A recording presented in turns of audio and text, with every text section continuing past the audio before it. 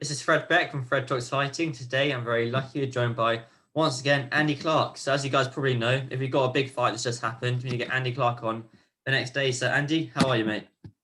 Good. You? Yeah, I'm all right. So tell you what I was doing, I was on the bus to college and I always listen to Steve Bunce's podcast. But then I run out of episodes to listen to. So I was like, oh, I should just listen to your podcast, Macklin's Take. And I listened to the Ludabella one and the Frank Smith one. It's quite good, It's quite good. So how long have you been doing that for? That's it. Yeah, me and Matt Macklin do one called Macklin's Take. We started it a couple of years ago, and we do one a week. Yeah, we do one audio podcast a week, which goes up on YouTube as well. We've just hit YouTube the last kind of 4 or 5 weeks. Big fight weeks like this week, we'll do 2 or 3. So last week we had Adam Booth, who wasn't really talking about Whyte Win, although we asked him about it at the end, and he was talking mainly about his days with David Hay. That was really good fun. And Fabio Wardley, Fabio's really got an interesting story. He's got an interesting story. Fabio Wardley would do Fred Talks Fighting, I reckon, if you drop him a line. And then we had Barry Jones on Friday because he was out there for all the build-up. So yeah, we really enjoy it. It's really good fun. This is really good. I'll put a link in the description for the podcast. Yeah, I've had Barry Jones on a couple of times. He's the nicest guy. He's everywhere now, Barry. He's been doing the MTK shows, commentating Steve Bunce, and now he's being a pundit on Sky Sports. So let's just go into we'll start with the main event and we'll talk about a couple of fights on the undercard. Going into the fight in Gibraltar, who do you have coming out on top? Who do you have winning? I always thought Dillian Whyte would win this rematch. And I did kind of pause last week and have a think about why I was so confident that was going to happen, because the first fight wasn't a fluke. It's never a fluke. People use that word in sport sometimes and in boxing, but I don't believe in flukes in professional sport because they train hard and their focus is always on landing the incredible shot or making the amazing putt or whatever it is. So I don't ever really believe that there's such a thing as a fluke, and I certainly don't think there's anything like a lucky punch, because they throw punches to land them. It's as simple as that, and that definitely wasn't one. It was just a brilliantly executed uppercut. So there was always a chance that could happen again. When something's happened once, logic just dictates that it can definitely happen again. And I just didn't really think that it would. I thought that Dillian Whyte would learn from the first fight, although I'm contradicting myself now. I didn't think there was that much to learn, because I don't think there was all that much he could have done about the knockout. He just needed to maintain those same kind of confidence levels, and the overwhelming likelihood would be that wouldn't happen again. You can't be complacent about it, but at the same time, the chances of landing a punch like that at that level, it doesn't happen very often. You don't see many single punch knockouts. So I was just confident he would win. And I didn't necessarily think he'd start as quick as he did last night, but he started quick. I think he sensed a little bit of fragility in Povetkin, maybe. He didn't look all that steady. He did look every one of his 41 years last night. And he put the hammer down quick and he just kept it there. And it was a really good performance, I mean, last time, if Povetkin was swinging like a madman, then obviously it might have been a fluke punch. But that jab and then the left uppercut, that was clearly not a fluke. And then, yeah, I didn't expect Dillian to start so fast as well. And most people thought he might be a bit more cautious, take his time. But he got them out of there. And I think one of the things that, obviously don't make excuses for Povetkin, but he had COVID and he went hospitalized with COVID. So that obviously didn't help because of his age. And then, so where do you think Dillian goes from here?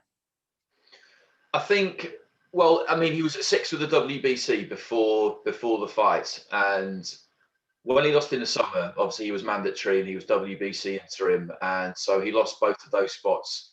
But the talk at that point was that they could get the rematch done quickly enough that it would almost have been like if he won the rematch, the first one never happened in the eyes of the WBC, and he would get back to where he was before. But by the time the fight actually came about, he was down at 6 with the WBC. And governing body, sanctioning body rules and regulations are set by themselves, so they can always be changed. But strictly speaking, to be in the final eliminator, you need to be in the top 5. So Mauricio Suleiman kind of said that in the build-up. That meant that last night's fight couldn't really be a final eliminator. So the winner couldn't therefore become mandatory challenger. And Deontay Wilder's at number 1. They're very loyal to former champions, the WBC generally. So if he wants to get that mandatory spot back, although Eddie Hearn called for it to be reinstalled for him last night, you'd have thought he's going to have to fight Wilder. And it's a tough road because that's a world title level fight, you would say. But I would love to see that. I would absolutely love to see that, because Wilder's got a lot of questions to answer after that second defeat against Tyson Fury. It's not so much the fact that he lost, because everybody loses at some point, almost everybody.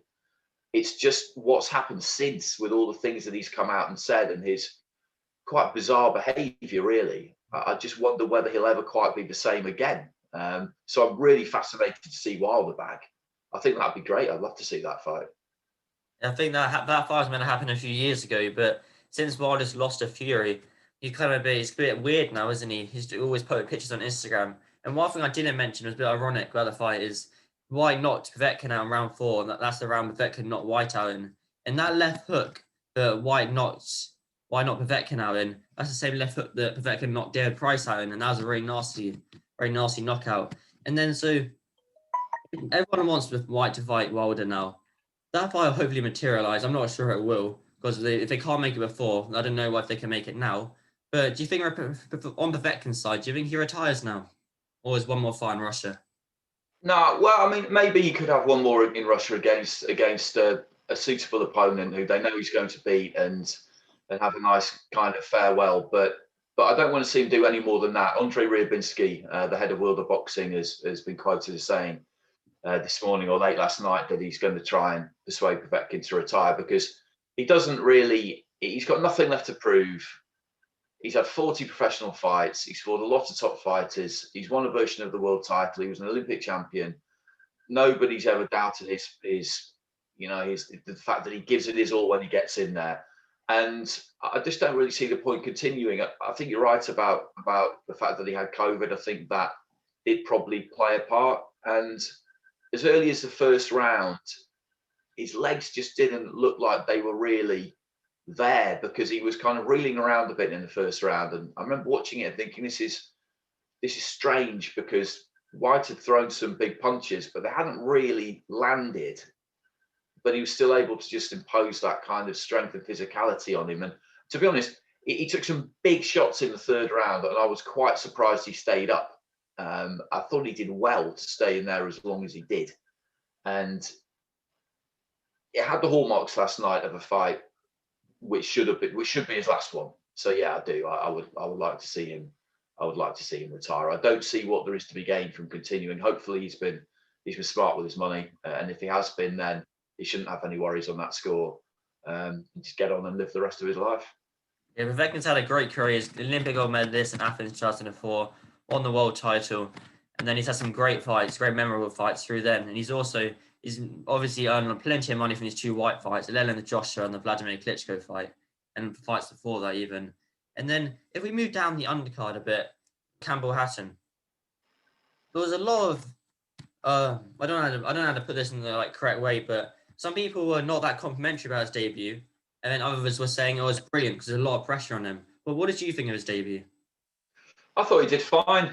What you've got to remember with Campbell Hatton is that he didn't really have a particularly long amateur career. He's 20. He's got a huge spotlight on him, and he's going to be learning on the job, much like Conor Benn did when he turned pro. And they need to do a similar kind of job with Campbell Hatton as they've done with Conor Benn. If anything, maybe take it a little bit,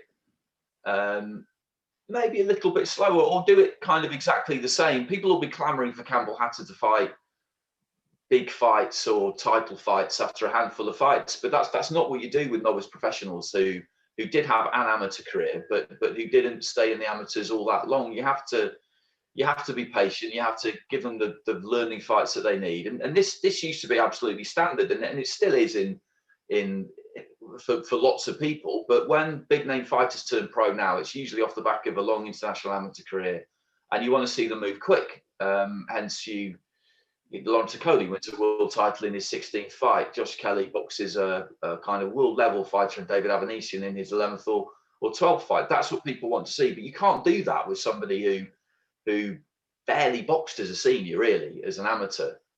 So people's expectations given the surname, to have an expectation of somebody because of their surname is not, that's not founded in reality. That's just, it doesn't mean anything at this point. It attracts attention, and it gets people watching on TV. It gets him a big promoter as well. That will have certainly helped, and it attracts a big spotlight. But you still then just have to try and plan his career in the same way you would with any promising but raw fighter you get who, as I say, didn't box that much as an amateur. That's how you've got to do it. So expect to see in the next 2 years him fight maybe 12, 15 times, but probably not against anyone in particular. They'll want to kind of incrementally just test him and set him different tasks, but there's no point chucking him in too deep. It's an art matchmaking. It's a little bit of a lost art in a sense, but it is an art, and you've got to take it seriously. You can't just think, oh, okay, he's had 5 fights now, let's throw him into this and see how he gets on. Because if it's too much, and he picks up a bad defeat and his confidence gets destroyed, then that could be it. I mean, all the people dissing Campbell Hatton are all living in their mum's basement playing Xbox, so they're not really doing much. But the thing about all these guys who, when their followers are very successful, for example, Conor Benn or Campbell Hatton, is they've already got the money, so that's not their drive anymore. And you find in most boxers, when they have all that money, they kind of lose their will to fight. Like, what's the point of waking up so early to go on these runs, getting punched in the head, taking damage, and you've already made all this money? But he's already got that money because he wants the world titles. He wants to make a name for himself, and that's when you find fighters are really dangerous. Anyway, only one more fight I want to talk about is the Ted Cheeseman and James Metcalf fight. I mean, Ted, he's only 25 and he's been in so many wars with Fitzgerald, this war, and Sam Eggington. And so what do you think's next of Ted Cheeseman? Because everyone's talking about the Anthony Fowler fight, and I think that's a great fight. But what do you think?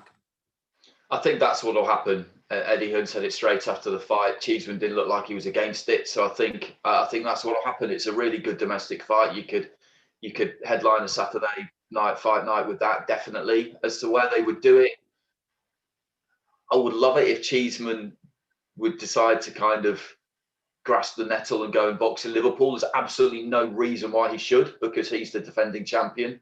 But I just think that would make for a terrific atmosphere. It's got to be London or Liverpool, so that one fighter's got that home crowd, and the other one's really coming into the bear pit. They wouldn't do it at York Hall, I don't think, because it'd sell more tickets than that. But York Hall would be amazing for that kind of fight, because it would be, when we get crowds back, it'd be packed, and it'd be a very pro Cheeseman crowd because he's from Bermondsey. It's a really, really good fight, and it was a good fight last night. We thought it would be. The question we had beforehand really was whether, and you mentioned the hard fights that Cheeseman's had, was whether if he got dragged into another one, or if he ended up being in another one, would the ones that he'd already had, would they be a plus because he's got that experience, or could they maybe be a bit of a minus because guy's in another one and he's got to dig deep again, and Metcalf is a lot fresher when you look at his record on paper. And it turned out that they definitely were a plus, because it was quite close. I was doing the card for Sky, and I had Cheeseman 5-3 up through 8 rounds. So, and I know people who had it closer than that. And so it's a close fight at that point. But then he just put his foot down. He put his foot down in round 9, started to work harder, and he stopped him. And it's been a rough couple of years for Cheeseman, because I remember the build-up we gave him on Sky before he boxed Sergio Garcia. It was the first fight of the year in 2019 at the O2. He was headlining, and he got everything that came with that. And people thought he could beat Sergio Garcia, and it was a torrid night in the end. And he took an absolute hiding and managed to stay in there. And then the draw with Kieran Conway, then the defeat to Scott Fitzgerald, and then he was almost in a make or break against Sam Eggington in fight camp, and won a really close fight. So he's been through the mill a bit, and he works really, really hard. So yeah, I mean, he deserves his success. All fighters deserve their success, you would say, but some, when you know a little bit more about how dedicated they are, you look at someone like Cheeseman, and he really does do it the hard way. You can't begrudge him a single penny of any if any personally makes. I mean, he did talk, didn't he, after the fight about, or maybe it was Eddie, they mentioned the European title. That's still Garcia. So I'm sure he would fancy revenge. But I think that would be the one after. If he could beat Fowler, I think that would maybe they'd look to do that again, the fight after.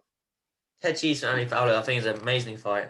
I mean, I don't know if that will happen with crowds because they'll probably want that fight next, and I don't know when crowds are going to come back. But I feel like Ted Cheeseman has kind of turned into the British version of Badou Jack, being in so many wars. But then again, Badou Jack is a very successful boxer, former world champion. Anyway, Andy, I don't take too much of your time up, so thank you so much for the interview. And where can people find you on social media at? You can get me at Mr. Andy Clarke. That's Twitter. Same thing, I think, for Instagram. I do need to mention though before I go that we were trading messages before the fight yesterday. Me and Fred, and I predicted a 7th round finish for Dillian Whyte. So I was very specific in my prediction. He gave himself a broader spread, but he did say Dillian Whyte first half of the fight. So you were right about that. You're right. You're not old enough to gamble, are you? Or are you? No, I'm 16. I can't gamble. But that's like, but if you say under 6 rounds, yeah, then you're literally, everyone says under 6 rounds because they're always going to be right, aren't they? Because Dillian Whyte was a big favourite.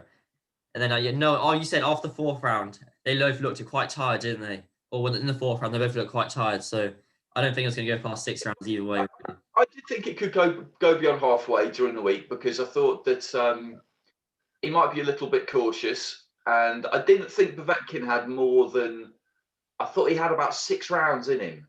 And he might have done if Dillian hadn't started quite so quick. But I could see, I think, after in the 3rd when he started taking some big lumps, I just thought, wow, this is never going that far.